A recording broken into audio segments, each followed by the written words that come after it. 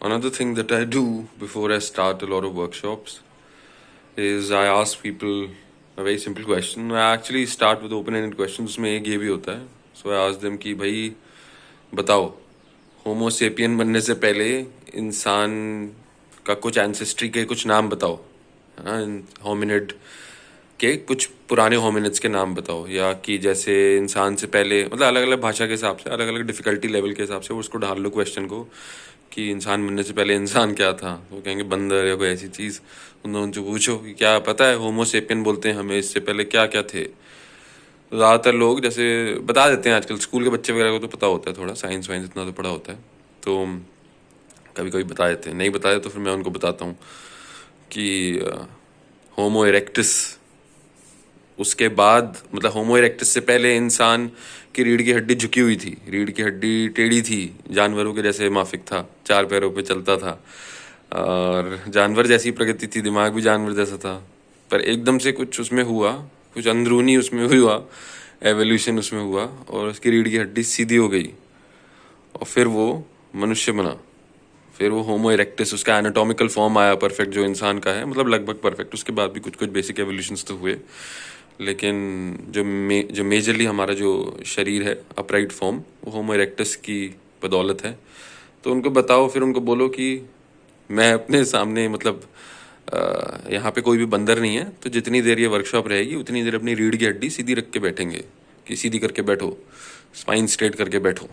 तो फिर लोग एकदम कॉन्शियस हो जाते हैं. पहले लोग अनकॉन्शियसली ऐसे बैठे रहते हैं बंदर के जैसे बहुत देर तक झुक के, भालू जैसे, और फिर एकदम से उनको याद आता है कि अरे रीढ़ की हड्डी सीधी करनी है. मुझे भी इतना नहीं था कि रीढ़ की हड्डी सीधी करनी है. पूरी जिंदगी के दौरान मेरे को सारे लोग टोकते रहते थे, पर फिर एकदम शक्ति आई और रीढ़ की हड्डी सीधी हो गई. तो वैसे ही वो अंदरूनी शक्ति जागृत करने के लिए रीढ़ की हड्डी पे काम करना जरूरी है, और रीढ़ की हड्डी सीधी रखना बहुत जरूरी है. स्पाइनल कॉलम को स्ट्रेट रखना. मैं कभी कभी इसको मिसप्रोनाउंस भी कर देता हूँ, तो रीढ़ ही है शायद, आई गेस, हिंदी में. तो स्पाइन को स्ट्रेट रखना, to keep your spine upright, to keep your spine straight, to be conscious. Only during the day when we become unconscious do we start slouching. As long as we remain conscious, our spine will naturally be straight. So remain conscious of your spine, and when you talk to people, when you interact with people, keep your spine straight. That displays confidence. Don't slouch. I have for most of my life, so I understand. But I can only teach you from my misfortunes. Don't slouch. It leads to a lot of issues further on, posturally. It leads to a lot of issues in your body, in your skeletal system. It leads to a lot of issues, pain, localized pain here and there, and you can't really isolate it. Why? And then by extension, it also leads to a lot of issues like cervical, frozen shoulder, and adjacent related problems. So localized pain is not supposed to be the default aspect of the human body, not the default experience of the human body. Most localized pain in the body is predominantly spinal related.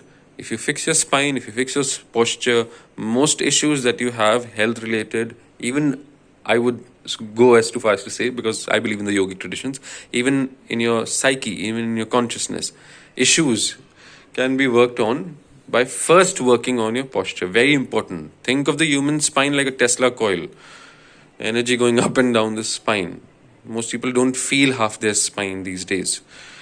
You tell them कि इधर touch करो, इधर touch करो, कहते हैं कि अरे हाँ हाँ कुछ तो हो रहा है, कुछ तो हो रहा है, but they don't really know कि अच्छा स्पाइन में कोई गतिविधि नहीं है. और फिर वो गर्दन झुका के पूरे दिन फोन देख के, तो वैसे भी सर्वाइकल वगैरह तो ये सब तो होना ही है. फिर रोते रहो जिंदगी भर, ये हो गया वो हो गया. पर पहली चीज, जानवर से इंसान बना था, रीढ़ की हड्डी सीधी, स्पाइन स्ट्रेट करी थी. अभी भी जानवर बन के रहना तो झुके रहो, और इंसान बनना है, मनुष्य बनना है तो सीधे खड़े हो, सीधे हो, be straight in every way possible.